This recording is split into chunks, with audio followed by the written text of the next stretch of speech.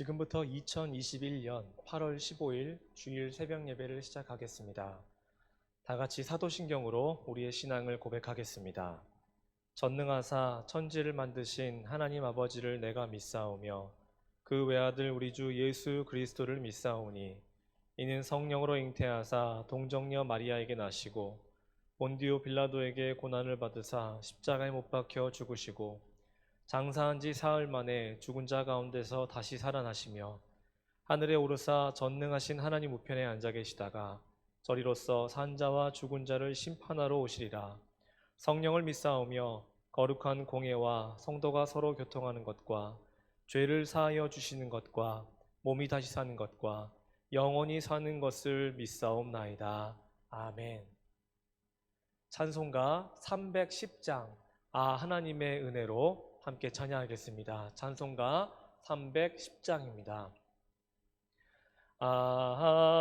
하나님의 은혜로 있을 데 없는 자 왜 구속하여 주는지 난 알 수 없도다.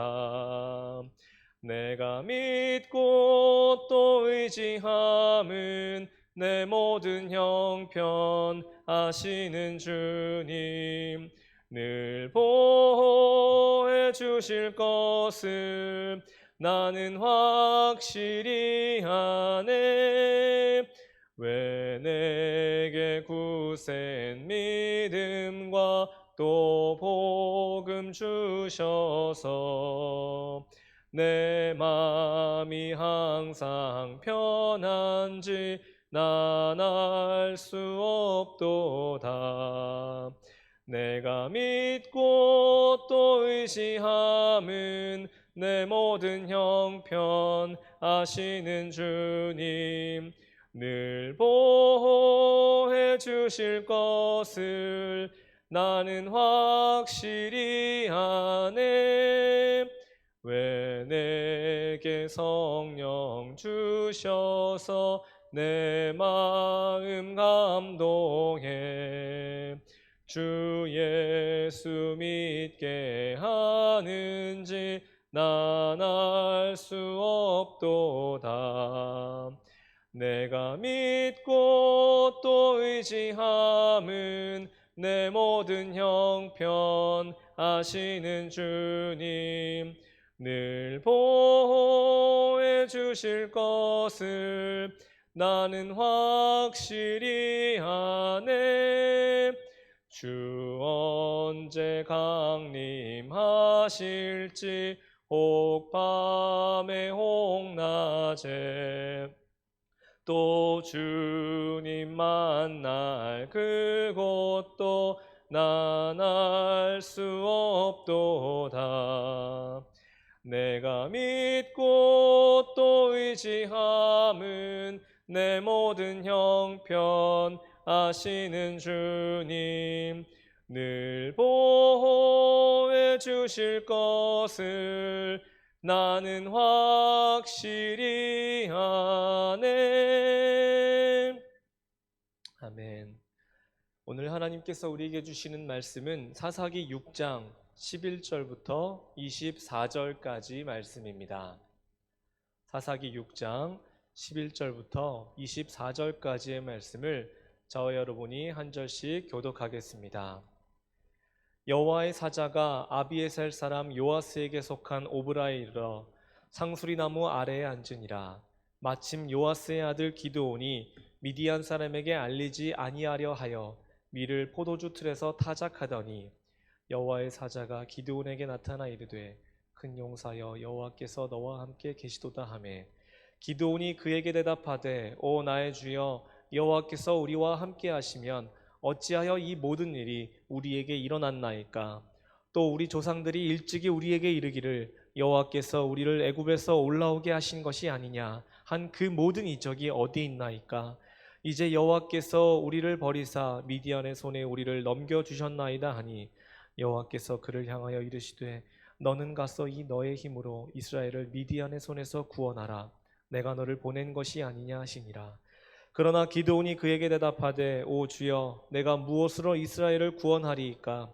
보소서 나의 집은 므낫세 중에 극히 약하고 나는 내 아버지 집에서 가장 작은 자니이다 하니 여호와께서 그에게 이르시되 내가 반드시 너와 함께 하리니 내가 미디안 사람 치기를 한 사람을 치듯 하리라 하시니라. 기드온이 그에게 대답하되 만일 내가 주께 은혜를 얻었사오면 나와 말씀하신 이가 주 되시는 표징을 내게 보이소서.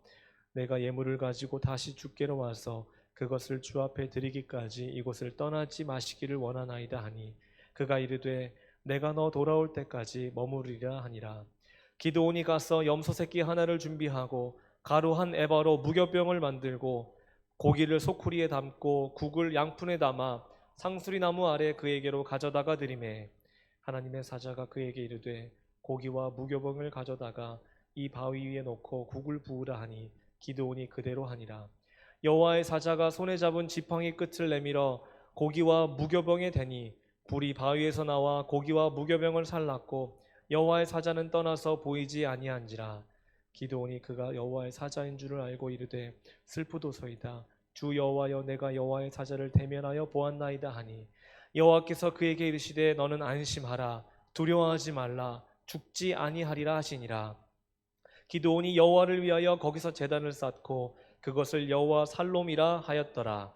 그것이 오늘까지 아비에셀 사람에게 속한 오브라에 있더라. 아멘. 우리가 어제부터는 이 기드온에 대한 이야기를 함께 살펴보고 있습니다. 어제 함께 나눴던 1절부터 10절까지의 말씀은 기드온이 사사로 부름받기 직전에 이스라엘의 역사적인 상황에 대해서 우리가 함께 봤고요. 그리고 오늘 본문은 이 미디안의 압제로 하나님께 부르짖는 이스라엘 백성들을 위해서 그 간구를 하나님께서 들으시고 이제 새로운 사사로 기드온을 세우시는 장면을 우리가 볼 수 있습니다. 그런데 기드온은 처음부터 믿음으로 하나님의 부르심에 반응했고 또 응답했던 사람은 아니었습니다. 여느 이스라엘 백성들과 마찬가지로 그도 두려움이 가득했던 사람이었다는 것을 우리가 볼 수 있습니다. 11절 하반절 말씀에 기드온이 미디안 사람에게 알리지 아니하려 하여 밀을 포도주 틀에서 타작하더니 라고 말씀하고 있습니다. 여러분, 곡식 타작은 보통 넓은 밭에서 하는 것이 일반적이지 않습니까? 그런데 이 밀을 보통 집 안에 두는 포도주 틀에서 했다라는 것, 그리고 이 포도주 틀에서 타작을 하면 소량의 곡식밖에 타작할 수밖에 없는 상황인데 지금 기드온이 이 포도주 틀에서 타작했다라는 것은 그가 미디안 족속에 대한 굉장한 두려움에 사로잡혀 있었다라는 것을 반증해주는 그런 장면입니다. 또 다른 이유가 있었죠. 이스라엘이 파종할 때마다 미디안 족속에 올라와서 그 곡식을 다 빼앗아 갔기 때문에 이 기드온도 미디안 족속에게 들켜서 곡식을 빼앗기지 않으려고 지금 집 안에서 이렇게 타작을 하고 있었다라는 것을 볼 수 있습니다. 참고로 이 기드온은 특별히 그의 아버지였던 요아스는 아비에셀 사람이라고 기록하고 있습니다. 아비에셀이라는 뜻은요, 나의 아버지가 도움이시다라는 뜻을 가지고 있고, 또 기드온의 아버지 요아스, 그 요아스의 이름의 뜻은 여호와에 대한 신앙을 표현하는 그런 이름입니다. 그러면 기드온은 어렸을 때부터 하나님을 알았고 그리고 하나님을 믿어왔으며 하나님께서 과거 이스라엘 역사 가운데 어떠한 하나님의 놀라운 역사를 일으켜 주셨는지를 알고 있었던 사람이었습니다. 하지만 지금 기드온은 그러한 역사를 다 망각한 채 오직 자신의 처한 상황과 그리고 주변 환경에 의해서 움직이고 있었다는 것을 볼 수 있습니다. 하나님을 전혀 보지 못하고 있는 그런 안타까운 영적 상태를 우리가 또한 보게 됩니다. 근데 그런 상황 속에서 지금 여호와의 사자가 기드온에게 나타났습니다. 그리고 그에게 하신 말씀이 뭐냐면 12절 말씀에 큰 용사여라는 겁니다. 큰 용사여. 원문을 직역한 것을 한번 살펴보니 강한 용사라고 기드온을 그렇게 부르고 계십니다. 그러면 우리가 당연히 의문을 가질 수밖에 없죠. 이 기드온의 모습은 누가 봐도 겁쟁이이고 하나님의 역사에 쓰임받기에 굉장히 부족함이 있던 사람이었다는 겁니다. 15절 말씀 하반절에도 보면 기드온이 자신을 가리켜 이렇게 말하고 있지 않았습니까? 나의 집은 므낫세 중에 극히 약하고 나는 내 아버지 집에서 가장 작은 자입니다 라고 이렇게 말하고 있습니다. 그러면 도대체 무엇을 근거로 기드온을 큰 용사, 강한 용사로 부르신 것일까? 그 부르신 근거를 다시 12절 하반절을 보시면 우리가 알 수 있습니다. 여호와께서 너와 함께 계시도다 하매. 여러분, 이 말씀을 통해서 우리가 깨닫는 것이 무엇입니까? 하나님께서 세우시고 하나님께서 함께 하시는 사람은 누구든지 큰 용사, 강한 용사로 거듭날 수 있게 된다는 겁니다. 이처럼 하나님께서 함께 하시면 한 사람의 인생이 크게 바뀌게 되는 겁니다. 신분이 어떻고 능력이 어떻고, 사람은 이런 조건에 따라서 큰 사람, 이 사람은 작은 사람을 나누려고 결정 지으려고 하지만 이런 것들은 하나님 앞에서 무의미한 것임을 우리가 알 수 있습니다. 구원의 역사를 이루시기 위해서 부르심이 있었을 때에 기드온과 똑같이 반응했던 사람들이 있었죠. 모세가 그랬습니다. 사울도 그랬습니다. 예레미야도 그랬습니다. 모세는 하나님, 나는 말을 하지 못합니다. 말을 잘하는 내 형 아론이 있지 않습니까? 그러니까 그를 대변자로 세우셔서 하나님의 구원 역사를 일으키셨으면 좋겠습니다. 말했던 사람이 모세입니다. 사울은요, 나는 이스라엘 지파 중 가장 작은 베냐민 지파인데 어떻게 내가 왕이 될 수 있냐고 이야기합니다. 예레미야는 나는 아이입니다. 그래서 나는 말할 줄을 알지 못합니다라고 하나님께 항변했던 그런 사람들입니다. 하나같이 자신의 부족한 점, 모자란 점을 앞세워서 나는 하나님의 일을 감당하지 못하는 그런 이유에 대해서 그들이 피력했습니다. 그러나 하나님께서 그들과 함께 하시자, 물론 사울은 후에 불경한 모습 때문에 버림을 받았지만 이 세 사람 모두 하나님의 일을 능히 감당해낼 수 있었던 그런 사람들이었습니다. 그러니 여러분, 이 기드온에 대한 말씀을 우리가 보면서 나는 하나님의 가능성이라는 생각을 우리가 가지고 살았으면 좋겠습니다. 그리고 그 확신으로 살아갔으면 좋겠습니다. 내 생각, 내 기준으로 우리를 스스로 제한하지 않는 그런 성도가 되시기를 바랍니다. 하나님께서 함께 하시면 우리 삶에도 이와 같이 하나님의 능력이 나타나기 때문입니다.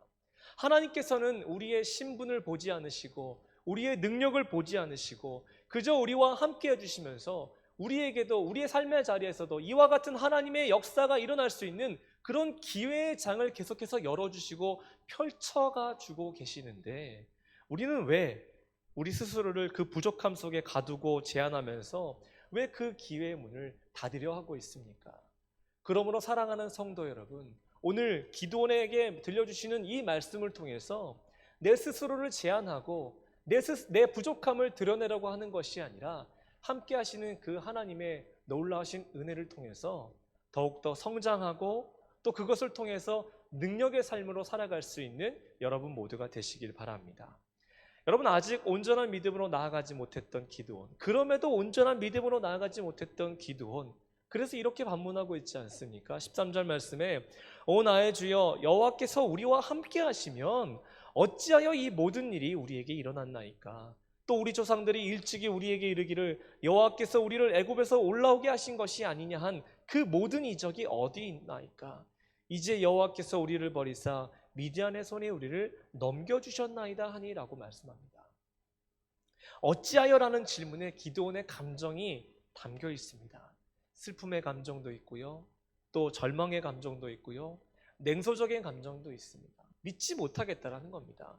정말로 하나님께서 함께 하신다면 조상들에게 그러셨던 것처럼 우리에게도 지금 이적을 보여주셔야 되는 것 아닙니까? 여전히 함께하고 계시다면 우리가 지금 결코 고통받는 그런 자녀로 살아가지 않아야 되는 것 아닙니까? 지금 기드온은 하나님께 반문하며 항변한 겁니다. 그러나 이것은요, 우리가 2주 전에 우리 원영찬 목사님께서 이 본문 가지고 한번 또 설교를 해주셨는데, 그때 우리가 들었던 것처럼 지금 이거는 기드온의 착각이었고 또 속단이었습니다. 여러분, 하나님께서 어떤 사람을 세우실 때 늘 들려주셨던 말씀이 무엇이었습니까? 우리가 좀 전에 함께 봤던 내가 너와 함께 하겠다라는 겁니다. 모세에게도 그러셨지 않습니까? 여호수아에게도 그러셨습니다. 그리고 예수님의 제자들에게도 똑같은 말씀을 전해주셨습니다. 세우신 사람들의 면면은 기드온과 조금도 다를 바 없었던 사람들이었기 때문에, 그래서 그들 자신의 지혜와 능력으로는 이와 같은 일을 할 수 없다라는 것을 이미 알고 계셨기 때문에 하나님께서는 마치 다리에 아직은 힘이 없어서 불안하게 걷고 뛰고 있는 그 어린 자녀의 곁에 바짝 붙어서 따라가는 부모처럼 하나님께서는 걱정하지 마라, 내가 내 바로 옆에 있다, 곁에 있다, 함께 있다, 이렇게 말씀해주고 계시다라는 겁니다. 하지만 지금 기드온의 눈에는 환경만 들어오고 있었으니, 그래서 그 마음을 불안함과 두려움이 사로잡고 있었으니 속단하고 불평하고 원망하고 이런 일들이 지금 계속되고 있었다라는 겁니다. 여러분, 우리는 어떻습니까? 제가 금요일 날에는 우리가 두 부류의 사람을 말씀드리면서, 특별히 가나안 정탐꾼에 대해 말씀을 드리면서 우리가 어느 부류에 속해 있느냐라고 한번 여러분께 질문을 한번 드려본 적이 있는데, 오늘도 마찬가지로 한번 드려보겠습니다. 성읍을 완전히 에워싼 그 아람 군대에 눈이 고정된 채 내 주여 어찌하오리까? 라고 질문했던 그 엘리사의 사환의 모습이 우리의 모습입니까? 아니면 영안으로 내 삶의 자리를 둘러싸고 있는 그 불말과 불병거를 바라보면서 두려워하지 말라라고 내 영혼에게 선포하고, 그리고 내 주변에 있는 사람에게 선포하며 살아가는 그 엘리사의 모습이 우리의 모습입니까? 여러분, 속단은요, 하나님의 은혜의 역사를 가로막습니다. 그러니 우리는 항상 영적으로 깨어 있어서 속단하지 말고 영안을 뜨고 살아가면서 그 하나님께서 우리에게 내리시는 은혜를 기대하며 기도하며 살아가는 그런 성도가 되어야만 합니다. 이미 기드온의 마음을 꿰뚫고 계셨던 그 하나님께서는요, 기드온을 책망하지 않으시고 오히려 위로와 격려를 해주고 계신 것을 보게 됩니다. 14절 말씀해 보시면, 너는 가서 이 너의 힘으로 이스라엘을 미디안의 손에서 구원하라, 내가 너를 보낸 것이 아니냐 하시니라 라고 말씀하십니다. 자기 생각과 자기 관점에서 전혀 벗어나지 못하고 있는 그 기드온을 하나님께서는 그 한마디 말씀의 위로와 격려로 모든 것을 철저하게 깨뜨리시고 관점의 변화가 일어나게 하셨습니다. 미약한 너의 힘에, 너 힘은 정말로 미약하고 네가 가진 지혜도 미약하지만 나는 거기에 내 힘을 더해줄 것이다. 너는 네 힘으로 이 미디안 족속으로부터 그들을 구원하는 것이 아니라 내가 너에게 준 그 힘으로 구원 사역을 시작할 것이다 라고 말씀하고 계신 겁니다. 너 혼자서 하는 일이 아니다, 내가 너를 세웠기 때문에 내가 여기에 함께 할 것이다, 지금 말씀해 주고 계십니다. 그러시면서 다시 한번 들려주신 말씀이 무엇입니까? 16절 말씀, 여호와께서 그에게 이르시되 내가 반드시 너와 함께 하리니 내가 미디안 사람 치기를 한 사람을 치듯 하리라 하시니라. 아멘. 내가 반드시 너와 함께 하리니, 내가 반드시 너와 함께 하리니. 여러분, 하나님께서 사명을 허락하실 때에 우리에게 두 가지 은혜를 주신다는 것을 잊지 마시기 바랍니다. 하나는 함께 하심의 은혜, 또 하나는 하나님의 능력이라는 겁니다. 이 두 가지 은혜를 반드시 주신다는 겁니다. 그러니 여러분, 어떤 능력의 은혜가 그것을 통해 나타나게 됩니까? 사람의 관점으로는 도저히 일어날 수 없는 그 불가능한 일이 가능으로 바뀌는 역사가 일어난다는 겁니다. 그러므로 다시 한번 말씀드리지만 하나님의 역사를 인간적인 판단과 인간적인 계산으로 제한하지 않아야 합니다. 한계를 뛰어넘어서 역사하시는 그 하나님의 능력을 믿지 못하는 것도요, 불신앙의 태도입니다. 그러니 여러분, 오직 하나님께서 반드시 나와 함께 하신다는 이 확신을 가지고 담대히 전진하며 살아가시는 여러분 모두가 되시길 바랍니다. 그래도 여전히 분명한 확신이 없었던 기드온의 모습을 우리는 계속해서 볼 수 있습니다. 17절과 18절 말씀해 보시면, 만일 내가 주께 은혜를 얻었사오면 나와 말씀하신 이가 주 되시는 표징을 내게 보이소서. 내가 예물을 가지고 다시 주께로 와서 그것을 주 앞에 드리기까지 이곳을 떠나지 마시기를 원하나이다 하니 라고 말씀합니다. 지금 나한테 이렇게 말씀하시는 분이 과연 하나님이 맞나? 지금 의문점이 든 겁니다. 그렇다면 표적을 보여주십시오. 눈앞에 보이는 표적이 있으면 내가 확실히 믿을 수 있을 것 같습니다. 지금 기도는 말하고 있습니다. 근데 분노하실 만도 한데 또다시 믿음 없어 보이는 이 기도원의 요청을 하나님은 묵살하지 않으셨습니다. 연약한 믿음을 그대로 수용해 주시면서 믿을 수만 있다면, 네가 그것을 믿을 수만 있다면, 그래서 너의 믿음이 성장할 수만 있다면 내가 기꺼이 네 앞에서 표적을 보여주시겠다. 지금 하나님은 의지를 우리에게 보여주고 계십니다. 18절 말씀에 그가 이르되 내가 너 돌아올 때까지 머무르리라 하니라. 내가 너 돌아올 때까지 머무르겠다. 18절 말씀을 반복해서 쭉 읽어갔는데 참 개인적으로도 은혜가 되는 구절이었습니다. 불완전하고 불확실한 믿음으로 수도 없이 하나님을 의심하면서 하나님을 자주 떠나는 우리의 모습이 분명히 있는데 그럼에도 불구하고 돌아올 때까지 기다려주시는 하나님, 그 와중에도 우리 곁에서 끝까지 지켜봐 주시는 하나님, 믿음의 성장을 위해서라면 무슨 요청이든지 들어주시는 하나님. 저는 28절 내가 너 돌아올 때까지 머무르겠다라고 말씀하시는 이 은혜의 말씀을 통해서 하나님의 놀라우신 은혜를 깨달을 수 있었습니다. 여러분께서도 지금 계신 곳에서 하나님의 은혜를 한번 돌이켜보시기 바랍니다. 참 하나님 곁을 많이 떠나는 우리인데도 불구하고 이토록 기다려주시고 지켜봐주시고 들어주시는 하나님, 그래서 우리에게 표적을 보여주셔서 우리의 믿음을 성장시키시는 그 하나님이 계시다는 사실, 여러분 이거 믿으십니까? 그리고 그 하나님께서 내 옆에 계시다는 것 확신하고 계십니까? 이것이 믿어지고 이것을 확신하며 살아가신다면 여러분 하나님을 향한 감사를 결코 잊지 않으시는 저와 여러분이 되시길 바랍니다. 이제 표적을 보기 위해서 분주히 움직이는 기도원의 모습을 우리가 볼 수가 있습니다. 19절, 20절, 21절 말씀해 보니까 기도원이 가서 염소 새끼 하나를 준비하고 가루 한 에바로 무교병을 만들고 고기를 소쿠리에 담고 국을 양푼에 담아서 상수리나무 아래 그에게 가져다가 드렸습니다. 하나님의 사자가 말씀하시죠. 고기와 무교병을 가져다가 바위에 놓고 국을 부으라. 그랬더니 기드온이 그대로 합니다. 여호와의 사자가 손에 잡은 지팡이 끝을 내밀어 고기와 무교병에 내니 불이 바위에서 나와 고기와 무교병을 살랐고 여호와의 사자는 떠나서 보이지 아니한지라 라고 말씀합니다. 불확실한 믿음으로 요청했던 그 표적 구약이었는데 지금 어떤 결과를 보여주고 계십니까? 하나님께서는 기드온의 요청에 100% 응답하셨고 기드온은 놀라운 이적을 경험할 수 있었다라는 겁니다. 여기서 하나님의 이러한 놀라우신 역사와 관련해서 우리에게 주시는 그 영적 교훈이, 깨닫게 하시는 영적 교훈이 있습니다. 하나님의 역사는 철저한 준비와 순종이 있을 때에 일어난다라는 겁니다. 미디안의 압제로 기드온의 형편은요 참 어려웠던 때였습니다. 그런데 염소 새끼 하나를 준비했습니다. 가루 한 에바, 약 22리터 정도의 그런 양인데요, 지금 한 사람이 먹기에도 굉장히 많은 양입니다. 그런데 그렇게 형편이 어려웠던 이 기드온이 그렇게 많이 준비했다는 것은 무엇입니까? 최선을 다해서 지금 정성스럽게 대접했다라는 겁니다.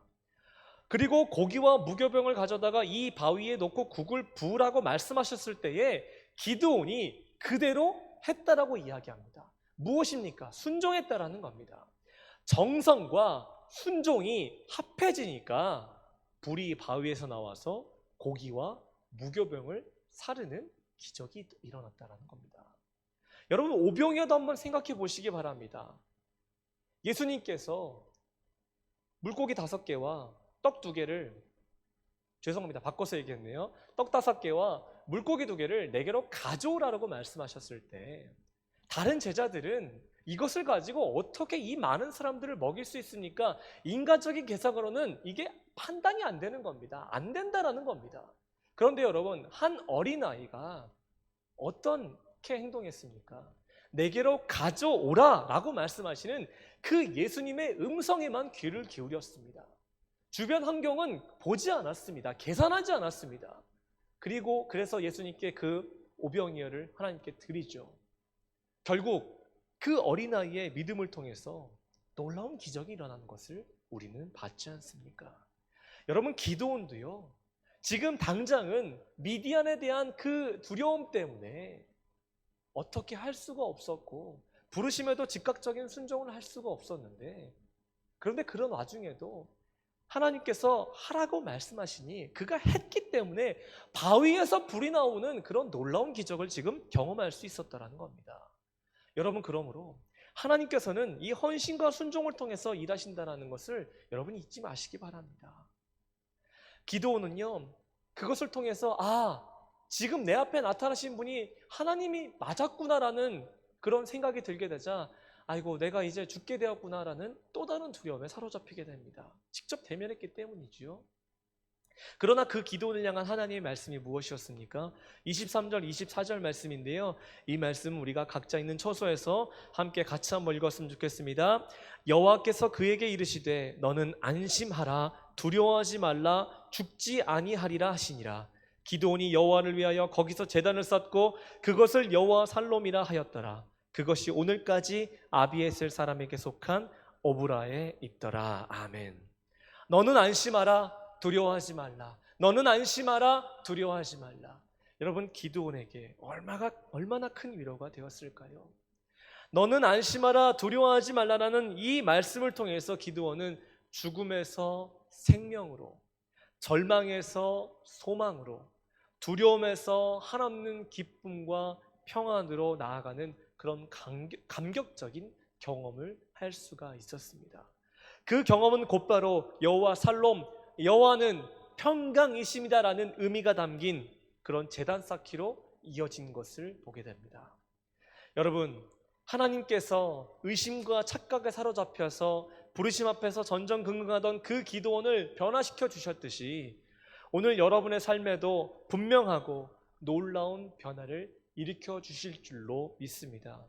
그렇기 때문에 사랑하는 성도 여러분, 오늘 이 기드온과 관련된 말씀을 통해서 믿음과 확신으로 오늘 주일을 살아가는 성도 여러분이 되시길 바라고, 이 믿음과 확신을 통해서 하나님으로부터 그래 사랑하는 내 자녀야, 내가 믿음으로 나아오고 있으니 너 또한 안심하라, 두려워하지 말라, 내가 너와 함께함이니라 라는 이 말씀을 분명하게 듣고 힘을 얻고 살아가실 수 있는 여러분 모두가 되시기를 간절히 바랍니다. 기도하겠습니다. 하나님 아버지, 하나님의 부르심에 온전한 순종으로 반응하는 믿음의 자녀가 되게 하여 주시옵소서. 때때로, 자주 환경을 먼저 봄으로 하나님을 보지 못하고 두려움에 빠지는 저희를 긍휼히 여겨주셔서 안심하라, 두려워하지 말라라는 말씀으로 위로와 격려를 해주시는 하나님을 바라보며 삶의 놀라운 기적, 삶의 놀라운 변화를 우리도 경험하고 또 다른 것을 소망하며 살아갈 수 있는 저희들 모두가 되게 하여 주시옵소서. 오늘 주일입니다. 하나님, 교회에서 그리고 각자 있는 처소에서 하나님을 귀하게 예배하며 나아갈 때에 놀라우신 하늘의 축복으로 함께하여 주시고 우리는 영과 진리로 하나님을 예배할 수 있는 오늘 하루가 될 수 있도록 주여 도와주시옵소서. 모든 것 감사드리며 우리 주 예수 그리스도의 이름으로 기도합니다. 아멘. 우리 주기도문으로 예배를 마치도록 하겠습니다. 하늘에 계신 우리 아버지여, 이름이 거룩히 여김을 받으시오며 나라가 임하시오며 뜻이 하늘에서 이루어진 것 같이 땅에서도 이루어지이다. 오늘 우리에게 일용할 양식을 주시옵고 우리가 우리에게 죄 지은 자를 사하여 준 것 같이 우리 죄를 사하여 주시옵고 우리를 시험에 들게 하지 마시옵고 다만 악에서 구하시옵소서. 나라와 권세와 영광이 아버지께 영원히 있사옵나이다. 아멘.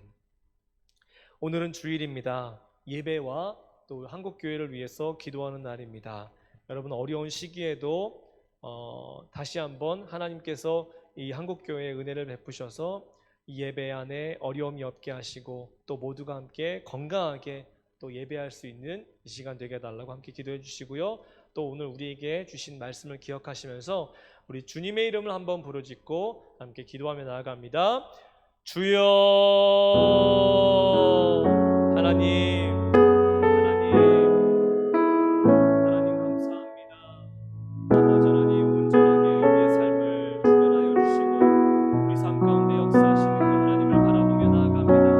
주여 이 시간 우리와 함께 하여 주셔서 아버지 하나님, 우리가 두려움으로 살아가는 것이 아니라 하나님께서 함께 하신다는 그 믿음과 확신으로 아버지 우리가 평안하게 살아갈 수 있는 우리의 삶이 될 수 있도록 주여 아버지 하나님 인도하여 주시옵소서.